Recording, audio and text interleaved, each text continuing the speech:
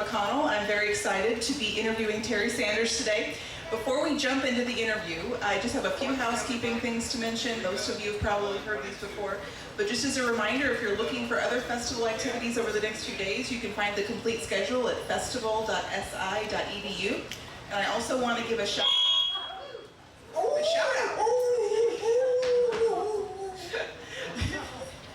I want to give an extended shout out. It was perfect timing for all that, and thank you to the sponsors of the Ozarks program, which is being presented by Missouri State University and is supported in part by the Missouri Division of Tourism, Arkansas Tourism, University of Arkansas, Experience Fayetteville, the Wingate Foundation, the Committee of 100 for the Ozark Folk Center, Ozark Beer Company, Crystal Bridges Arts and Social Impact Accelerator Partnership, and the Missouri Folk Arts Program.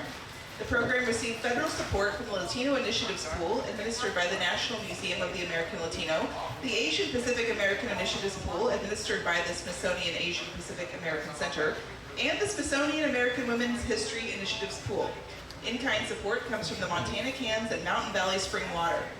And all that said, now we get to the good stuff, and I get to officially, but briefly, because I don't want to spoil all of Terry's background introduction in the first couple sentences, but I will tell you that we are in for a treat. Terry Sanders, this guy over here, if you hadn't figured that out, hello, is one of Branson, Missouri's longest running entertainers. And so is everybody familiar with Branson? Probably most of you are. People, yes. Well, for those of you who are not, Branson is a really unusual part of the Ozarks. It's a city located in southwest Missouri that for more than a century has been known as a tourist destination for a lot of different reasons. Some of them we're going to get into in a minute. But for a good chunk of this time, Terry's been here part of it. And so we're going to, and he hasn't aged a day in the whole time, for a decade. Oh, goodness, thank goodness. And as you'll find out, in addition to being an entertainer in a variety of ways, he's also a comedian. So we're in for a good show today. And I kind of want to just jump right in. All right. And start. Here we go. Yeah. Well, first of all, howdy. That's what we say in Branson. So howdy. Howdy. I feel like I'm in Branson. Matter of fact, I got off the plane yesterday and I looked around and I thought, oh my gosh, did the plane ever leave? Because this looks just like Branson, Missouri. Honest to goodness, everything that you got here, same thing in Branson. It's exciting, the tears, all that good stuff right there.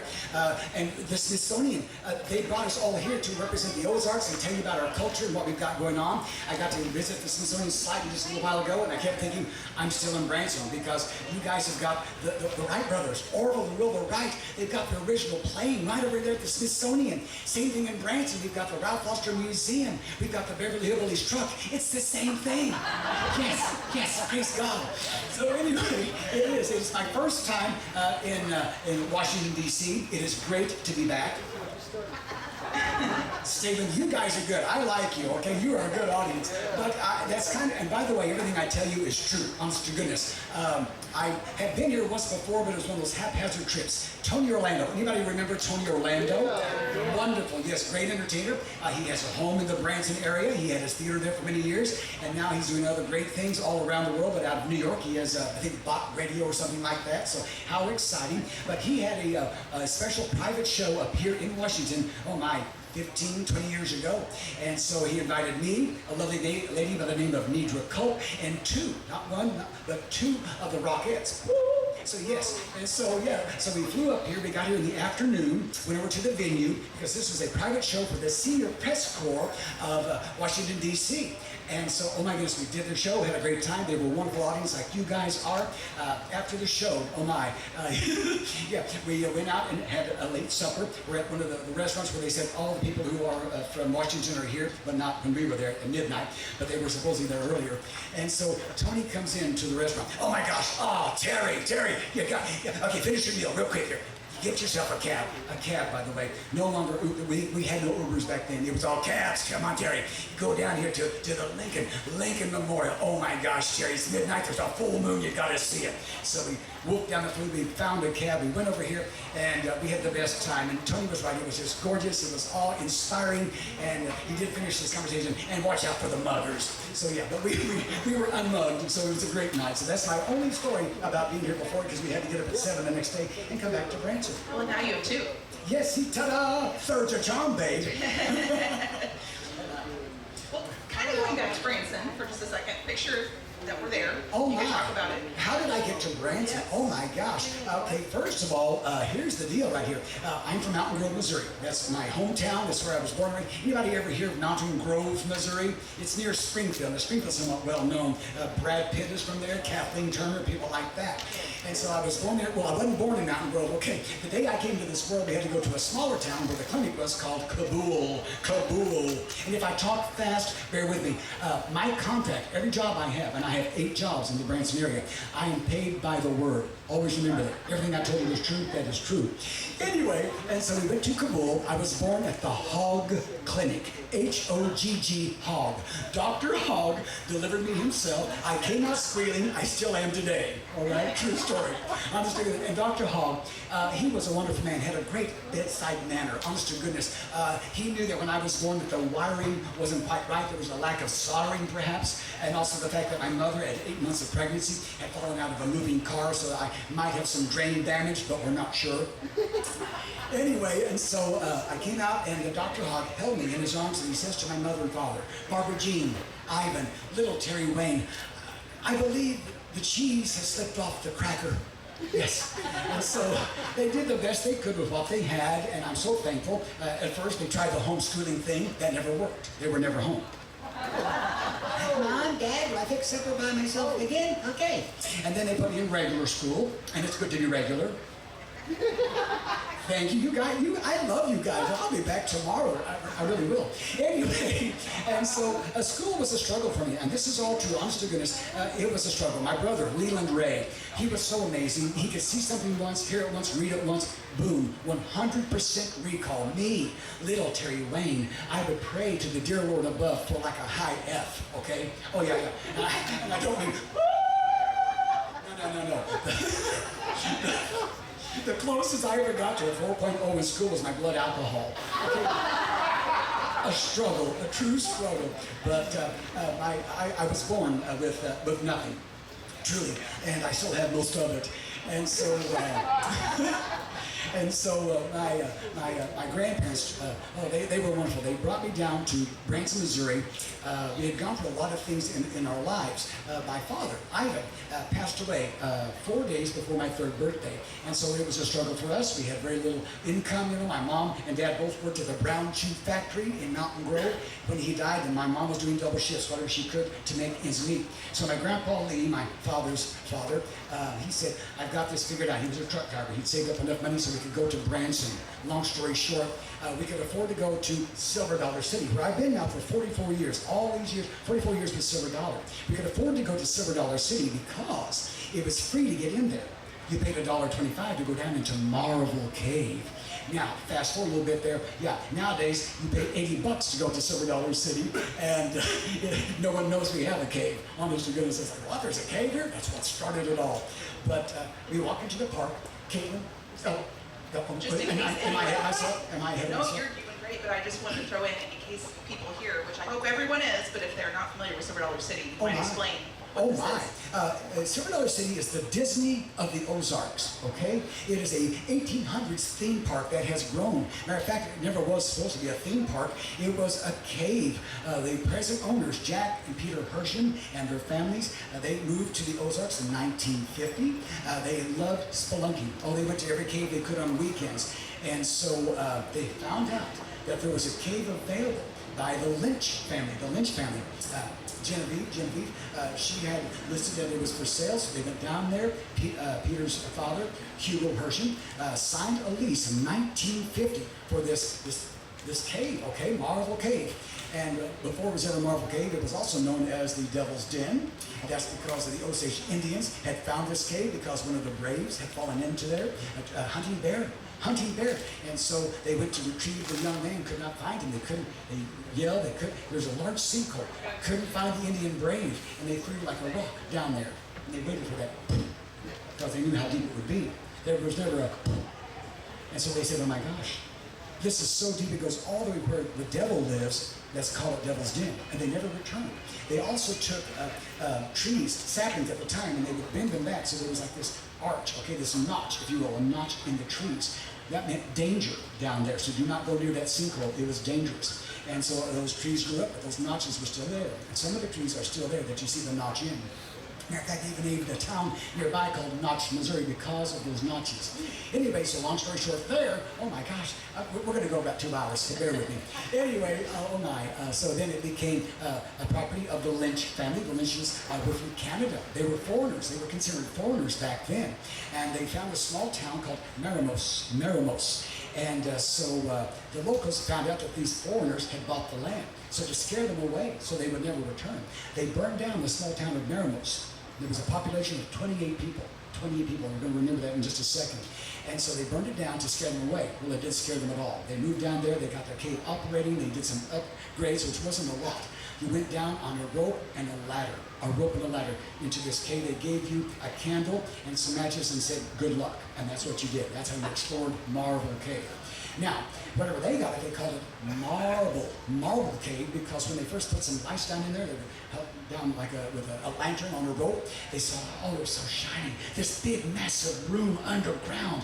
And it was so shiny, they thought, marble, it must be marble, like nearby over there in the Joplin, Lebanon area over there, Carthage, Missouri. So they thought, we're in the money. Well, once they finally got a mining company in there to check it out, it was not marble.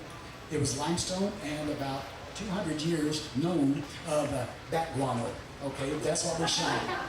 So they mined all the guano out, and then once that was all depleted, the mining company moved away, the Lynches moved in on it, and so they set it up for a cave, and so they started taking tours down there.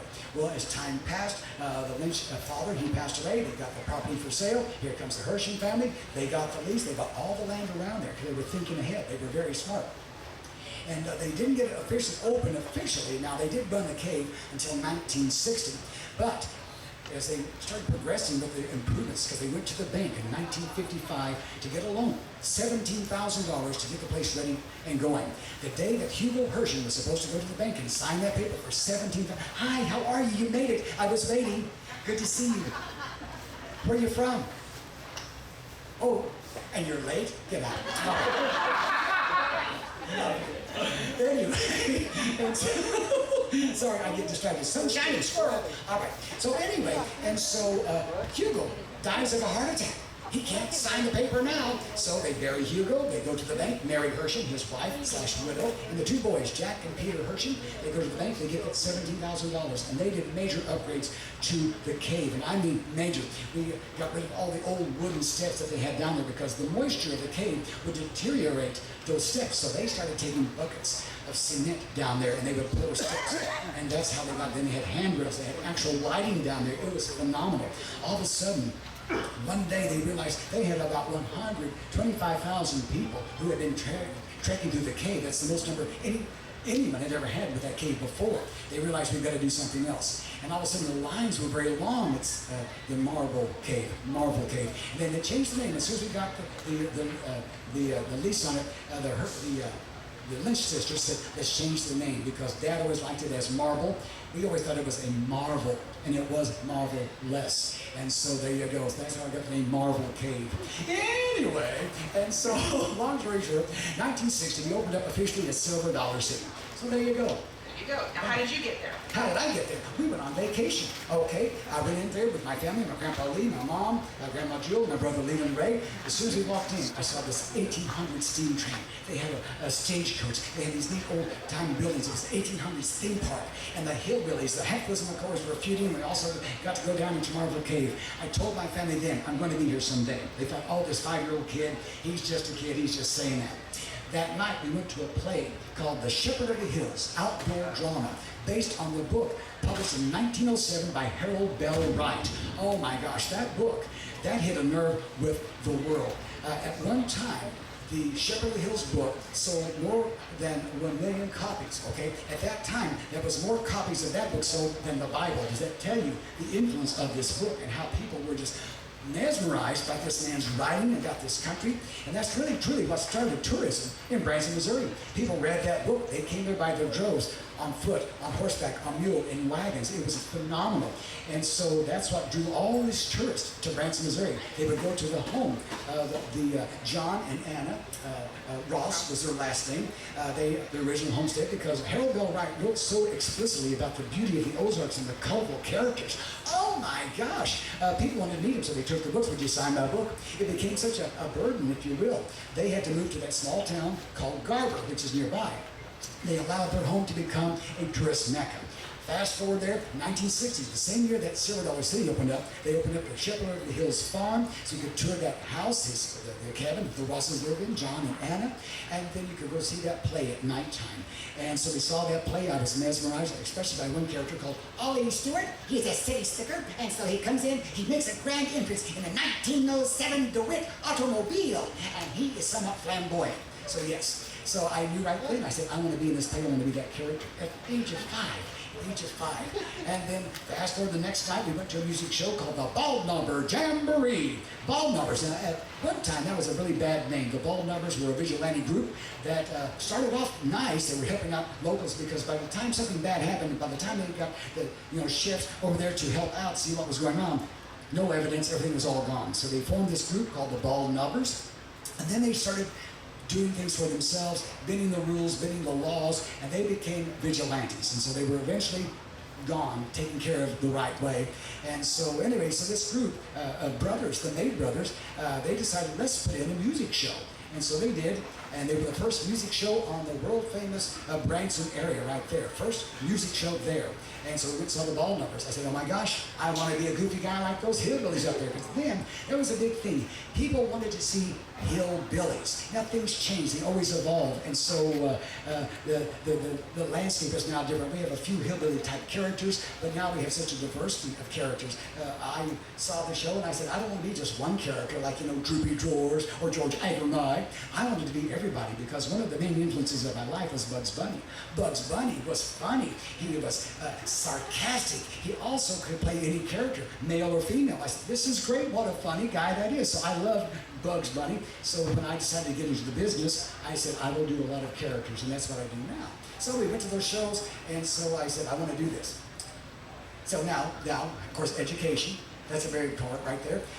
How do you do this? I talked to everyone in the business. Everyone said, get your education first. Get every gig you can get. So I did the Kiwanis Club. I did, FBLA. I did, you name it. I did every appearance that I could, playing as many characters as I could. And they also said, get your education in college. So in 1977, I graduated from high school. Went to then Southwest Missouri State University, now MSU, which I love that because I'm old school, and got my education. And even before I got the degree in 1982, I took the 5-year plan. Mom and Dad were thrilled. Anyway, so in 1980 is when I got my first job in Branson, Missouri at Silver Dollar City, and I'm still there today. 44 years later, I'm still at Silver Dollar City. And just to give you some perspective on all this, well, thank you. Yes, at April 18th, I turned 64, and I want you to look at this. No work since Monday. Oh, how are you? No Botox here. No. Botox, who can afford Botox? No. Anyway, so yeah, but I got the degree in speech and theater with emphasis in acting and then the minor in set design, and I've used that degree ever since. It has been a wonderful ride. Now, I've always worked multiple jobs, because I mentioned a while ago, I've got 8 jobs, and I do. In 1980, I got a job in what was called the Corn Crib Theater, the Toby Show. At one time, there was about 37, almost 40 traveling Toby shows in the Midwest. People were bored, okay? This is the 1930s, okay? And so they were bored, so they put together this show with a hero, a villain, the damsel in distress, and other characters, and they would travel. They would put up tents. They would go from town to town to town doing the Toby Show. A man by the name of Lloyd Shad Heller. He started off in vaudeville. He was a Ringling Brothers clown. He was also featured on a TV show, and you guys are young, but there was a show a long time ago called The Beverly Hillbillies. Anybody remember The Beverly Hillbillies? There you go.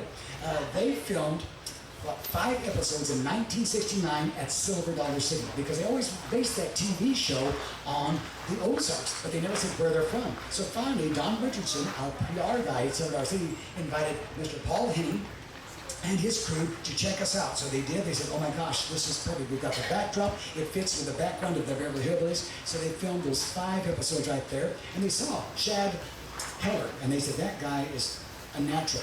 Of course, he'd been an actor all his life. They didn't realize that. They just thought he was this guy who was a blacksmith at Silver Dollar City, playing the role sometimes of the mayor. He was a trained professional actor, and he knew what he was doing, so they did well in hiring Chad. Matter of fact, even after they filmed the 5 episodes, later on, I think 2 seasons later, they invited Chad to California to film more episodes up there.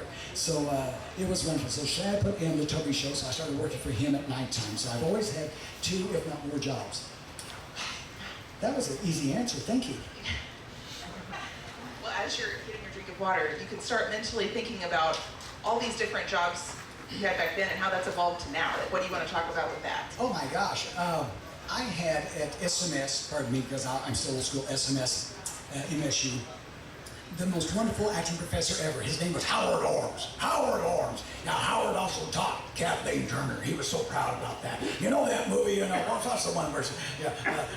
So sexy with the John, what's his face? What was that name? What was the name of the movie? Okay. Kathleen Turner, oh, you're young, never mind. Kathleen, it was a really sexy movie, and so she was flirtatious with this man who misled him the whole time through. What is it? Body heat. Thank you. That's what we got right now. Body heat. Oh, air him out. Let that breeze go. But anyway, and so, yeah, you see that movie where Kathleen puts her hand right here in her thigh, and she's talking to that guy? I taught her that. He also taught Mr. John Goodman. John had lost his father early on, and so John found that Howard Owens was like a father figure to him. And so he took him under wing, and so he trained those 2 people, as well as a lady by the name of Tess Harper. And Tess has been in tons of movies, Tender Mercies, things like that. If you see her face, you go, oh my gosh, that's that lady, that's Tess Harper. So yeah, and so I knew that Howard was the man to teach me. And I was so excited that he was still at the university, and so we had great conversations. And here's what stuck in my heart and in my mind forever. He said, Terry, do you want to be a movie star? I said, no, Howard, I want to be a working actor. That's the attitude right there. You get every job you can, you keep those jobs, and even when you got a job, you keep looking, because that's going to make you what you want to be, a working actor. So since that moment, every time I got a job, a gig somewhere, a movie, a TV show, whatever, commercials, I did it. I kept on going, but I also like to keep my jobs. And so now, here we go. Now, should we do the list? Okay, so people say, you don't really have 8 jobs. I really do. Main job has always been Silver Dollar City. I will always be there. We'll talk about that. They remind me to say, why will I always be at Silver Dollar City? 2, at nighttime, 3 nights a week, I'm in the Americana Theater in a show called C.J. Newsom's Classic Country and Comedy. I play about 7, maybe 9 characters in that, 3 nights a week. 3, I'm in the Shepherd of the Hills play. Now remember earlier I said I want to be in a music show, bing. I want to be in Silver City, bing. I also want to be in Shepherd of the Hills, bing, bing, bing. And I love Shepherd of the Hills because I get to play 2 characters. And it's kind of nice because my family, my lovely wife and our 2 sons also have worked at Shepherd of the Hills play. This is 21 years that I have been involved along with my family on and off throughout that time at Shepherd of the Hills play. And so there's Ollie, the little high-stepping guy in the fancy car. Also, there's a guy that goes, well, what would Sarah and the girls say? His name is Doc Coughlin. What would, and that's through the book. So people want to hear, when they see that play, that doctor say those words. What would Sarah and the girls say?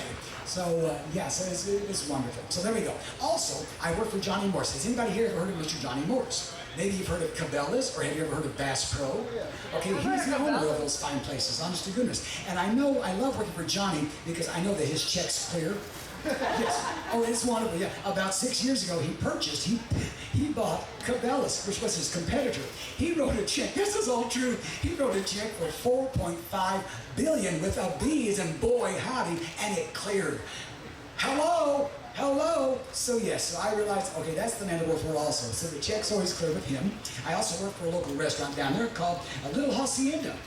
I do what's called Taco Tuesday on my lunch break because I love making money. I love working. On my lunch break from Silver Dollar City, I get in my car on my lunch break and I go Taco Tuesday, and I go to 3 different locations throughout Branson and Hollister area, and I do that live, and then I come back to Silver Dollar City and do the rest of my job right there. Also, what else? Oh my goodness, the Vacation Channel. It's a local TV station. I've got several little shows I put on there for them. My wife and I have an Airbnb called Grandma Bulish. She's one of my characters that I've done for years and years. And you know what? If you're smart, and I can tell that you are, you might show up over here tonight at the big 6 p.m. show. I might make an appearance over there and get your cameras ready. I'm rather sultry. So there you go. And so, yeah, so we based that Airbnb on that character because on Facebook we've got a big following for my characters, and Grandma Beulah is one of the more popular ones. And so that's why we named it that way, and we've been blessed. If you go online or go to Airbnb, look up Grandma Beulah's, you will see our lovely, humble abode. And I love that. It's 3 blocks away from our home. My wife and I, we clean it ourselves because I'm rather particular. I want to make sure that it's spotless, and I get out a bucket of hot water. This is all to Pine Sol. Anybody here heard of Pine Sol? It's the best cleaner ever. After we get all this main stuff done, I go and I hand wash the floors, I hand wash the walls. It is immaculate, okay? So there you go. And then, of course, also I get to do personal appearances. Like today and for the next several days, I get to be here doing what I love best, entertaining and talking about Branson and the Ozarks, because you know what? I've traveled around the world, I've done cruise ships, I've performed everywhere, but you know what? The Ozarks always brings me home because my roots are there and I see our heritage and what we do. And as you guys walk around today, you're going to see the culture, the foods, the music, all the storytellers, all these great things, quilters, blacksmithing, a distillery. Hello, distillery. Okay, it's 5 o'clock somewhere. Get up. Let's go. I'm kidding. We can't take it. We can't drink it here. Anyway, so yeah, so those are my jobs. Well, I'm just tired listening to that. I'm friends with Terry on Facebook, and it seems like you never sleep. I don't know how you manage to do all this. But can you talk a little bit about how you do manage to balance all this and have a life? Oh my gosh, God has blessed me, truly, honestly, I always give credit right up there because I have high energy. At 64 years of age, to maintain 8 jobs and all that, I go to bed usually around midnight because once I get home from the shows, I try to get online, like say with a Facebook or answer emails, things like that, do my business, write out the checks or whatever. And I go to bed about midnight, sometimes 12:30 in the morning. Boom, my body clock says, hey Terry, get up, it's 5 o'clock. I get up at 5, I get about 5 hours of sleep every day, and it's been this way for almost all 44 years. My breakfast is always consistent. Oatmeal with, of course, molasses. If you never had molasses in your oatmeal, wake up, kids, it is wonderful. Craisins on top of that, there you go. Whole wheat toast with local honey, because it's good for you. And then I limit myself 2 cups of coffee a day. That's it. There's no other caffeine in my life. I've got to monitor that because I don't need it. And so I have always done it. My mind and body says, Terry, let's go. And I also know truly that life is short. Every day we see about someone that was so young and they've passed on, and I'm thinking, and if you read my Facebook postings, which I know you do, I end it every day, every daily posting, no matter what's happening in our lives. Make every second count, and I do, because I take it all to heart. I know all this is a gift. We can look at the negative and just whine, or get back up, shake yourself off, dust yourself off, get back up there and keep going, because look around us. Look at what we have. This is our nation's capital. Right here, the Smithsonian has brought to you guys and so many thousands and thousands of others cultural heritage. There's so much in this world to see and enjoy, and they bring it to you guys. You are blessed, we are blessed, and we're all thankful. So there you go. That's how I do it. You kind of mentioned... Oh,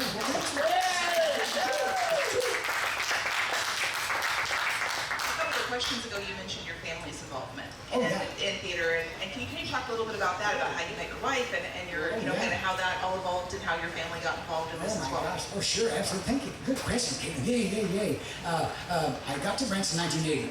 I started working at a music show. The first music show was 1983, the Wilkinson Brothers. Next door, they were building something. I said, I wonder what that's going to be. Well, it was a Pizza Hut. Boom, I love Pizza Hut because it's the Cadillac of pizzas, okay? So they got it open, I walked in the door, there was this cute little blonde, her name was Deanna, they called her Dee Dee. She was a manager, her uncle built that Pizza Hut for her because he had one, he says, Dee Dee, you've helped me out so much, and we need to expand, you're gonna be in charge of the second Pizza Hut. So, for about probably 5 months, 6 nights a week, I ate Pizza Hut, okay? And during that eating time, I also started doing some talking. I know it's rare. I'm a shy guy. I don't talk much. But I just realized that this girl was something else. And I just had that feeling. And so one day she said, I bet you would like a home-cooked meal. After 5 months of Pizza Hut, I said, I would love that. Now also, I'm thinking, okay, this is going to define what I've saw so far. She's amazing. If she's a good cook like my mama, Barbara Jean, hello. Sure enough, after the show that night, I went to her home.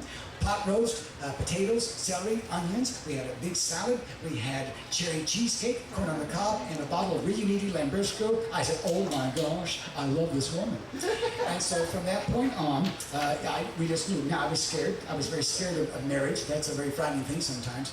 I'd seen some friends, some relatives who had gotten bad relationships, divorce. I did not want that. So I dated Dee Dee for 4 years. Now the first anniversary of our first date, I knew she's going to want that little gold band.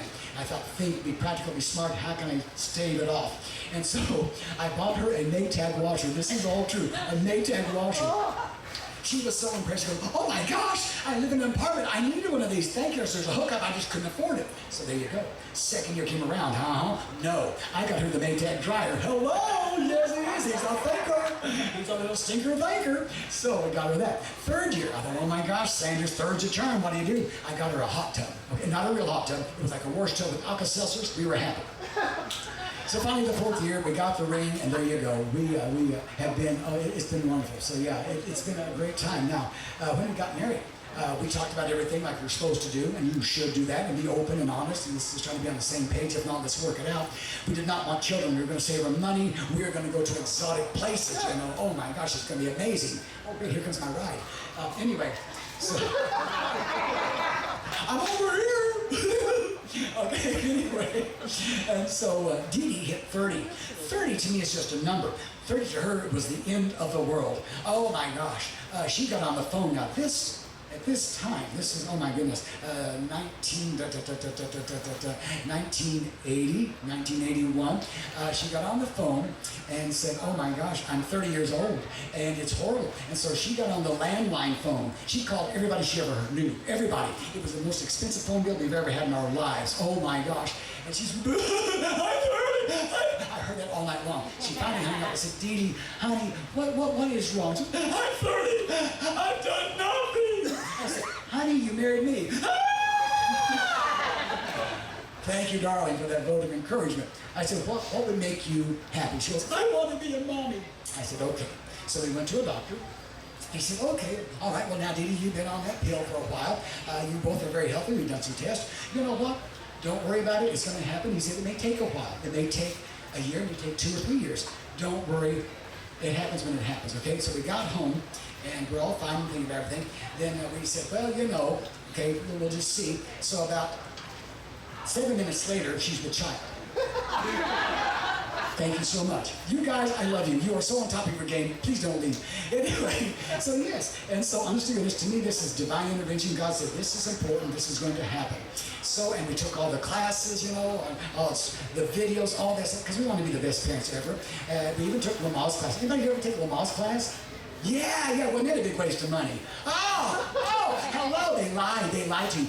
Young ladies out there, listen to me. They lied to you in Lamar's classes. They say, if you do what we tell you and do these breathing techniques, you will not feel pain. They are liars. They're going to be liars. All right, fast forward, December 7th, Pearl Harbor Day. Talk about dropping a bomb. Hello. Dee Dee wakes up. Her water has broken. We get in the car. We go up there to, of course, St. John's, Sisters of Mercy. That's right, St. John's, Sister of Mercy. That's where we had done all the pre-work, all that, and all the testing, and they are delightful. The Sisters of Mercy were so wonderful. 3 days after our first child was born, Austin, they sent us the most beautiful letter. It said, payable upon receipt.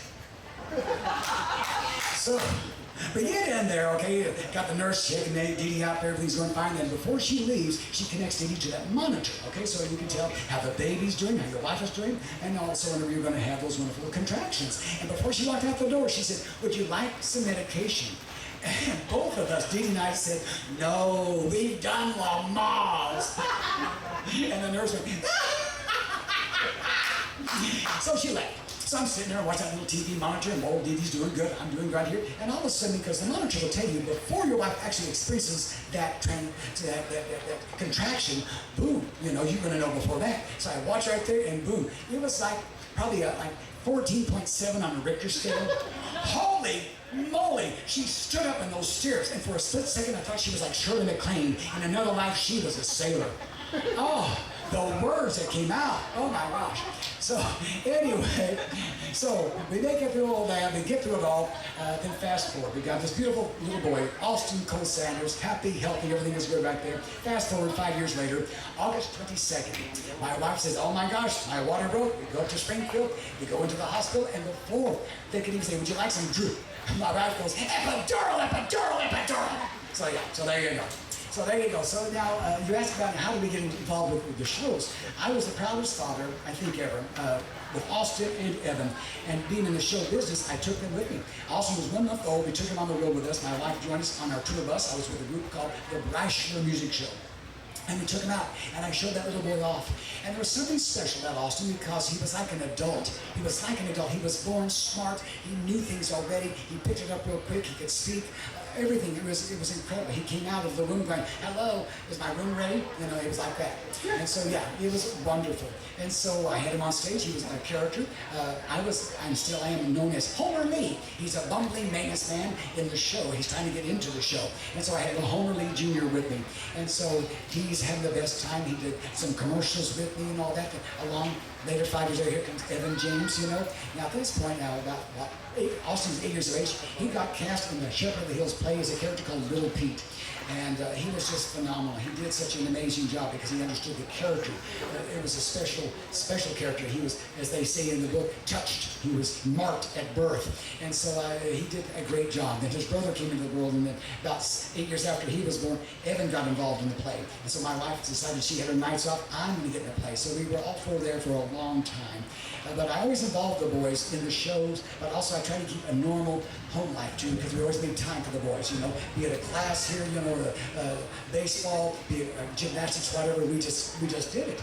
And so yeah, we made it work, but we taught them we will never have quantity of time, we will always have quality time. And they understood that right there from the get-go, so that's what we did. We never fought, ever, ever, ever. When we were together, let's make this work, let's have a good time, and we did. And that's what I love. And so they were just involved with everything that we do. It was the most amazing thing, and still is. I love the fact that we communicate, we talk, and that's the best thing you can do. Just talk. And I talk a lot. So, yeah. Well, I will say, one, we're running out of time, and I think the weather is running this, but I want to say before we wrap things up, what does the future look like? Is there anything else you'd like to add? Oh my goodness. The future is more of the same. My wife retired last year, August 17th. She had an in-home daycare license with the state of Missouri, and she had done it for 21 years, and she finally said in her heart, she knows it's time. I tried to be an assistant because you also be signed off, but I didn't do well. I did not know you couldn't use duct tape and codeine. No codeine. All right? Joking, there was no duct tape. Anyway, so we talked to our financial advisor. He said, Dee, because you've been self-employed for so many years, you're only going to get so much. And so she just had to take that early. Our financial advisor said, Terry Wayne, what do you want to do? What do you think you're going to quit? When you're going to slow down? I said, never. I made a promise to the Hershey brothers, the two owners who are still alive, 89 and 90. I said this 4 years ago. It was my 40th anniversary of Silver Dollar and in the business. I said, Jack and Pete, I said, I've given you 40 years of dedicated service. I still have my health. I have a good time. Yes, Lord, I hear you back there. Anyway, so yes, I said, I'm going to continue on. I'm going to give you another 40. It will be 80 years of business that I will be in this business. And also for you guys, I will be 100 years of age. I will go to a part-time job and give you a time to save some money so you can save money with me being part-time. So I have no plans to ever slow down or stop. I want to go on because that's what we're supposed to do. We all have a mission. We've got a mission now to get through this, to have the best time ever, to learn about the world around us and the Ozarks. I am so thankful to you, Kaitlyn. You great questions there, great things, great sound. Give Rachel and her assistant a big round of applause. I love you all so much. You guys were wonderful. Thank you very, very, very much. Wow. If you want to talk,